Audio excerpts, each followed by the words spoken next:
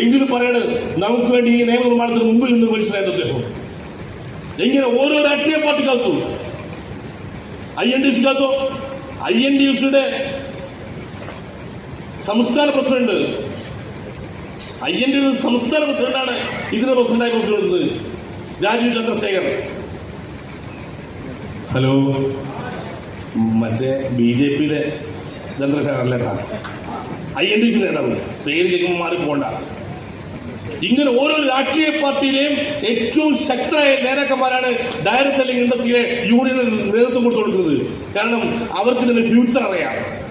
ഒരു ഫാക്ടറിയിൽ നിന്ന് 1000 തൊഴിലാളി ഉണ്ടെങ്കിൽ ആ ഫാക്ടറിയിൽ ഓരോ വർഷവും ആളെ പിരിച്ചുവിട്ടുകൊടുക്കുകയാണ്. ആധുനികവൽക്കരണത്തിന്റെ ഭാഗമായി പല കമ്പനി കൂട്ടുന്നതിന്റെ ഭാഗമായി കൂട്ടുപ്രവർത്തിക്കുന്നുണ്ട്.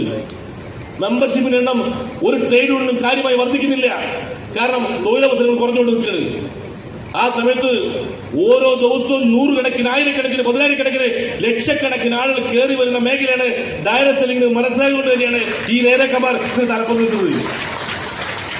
ഈ ട്രേഡ് യൂണിയന്റെ തലപ്പം നിന്നുകൊണ്ട് നമ്മളെ നയിക്കുന്ന എല്ലാ രാഷ്ട്രീയ പാർട്ടികളെയും സംഘടനാ നേതാക്കന്മാരോട് കൃത്യമായി നന്ദി പറയാൻ ഈ സമയത്ത് ഉപയോഗപ്പെടുത്തുന്നത്. നമുക്ക് വേണ്ടി പ്രവർത്തിക്കുന്നുണ്ടല്ലോ, അവർ നെറ്റ്വർക്ക് ചെയ്യുന്നവരല്ല.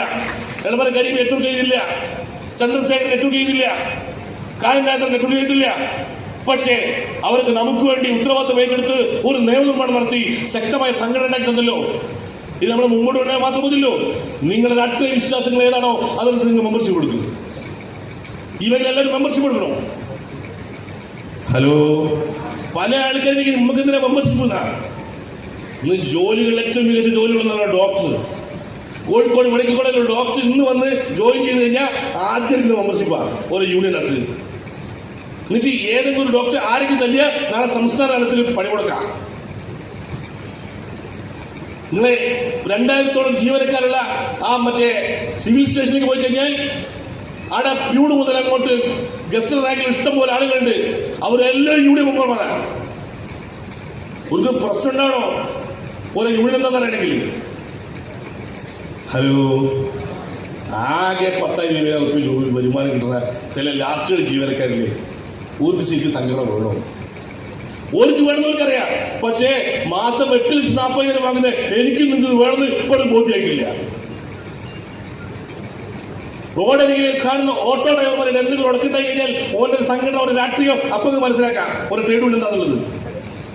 ബസ് കയറുമ്പോൾ ചിലപ്പോൾ വഴിയിൽ നിന്ന് 5 മിനിറ്റ് വൈകി മറ്റൊരാൾക്ക് പറഞ്ഞ് വഴി തടി ഉണ്ടാക്കുന്നതാണ്. ഒരു തമ്മില്ല, പ്രശ്നമൊന്നുമില്ല.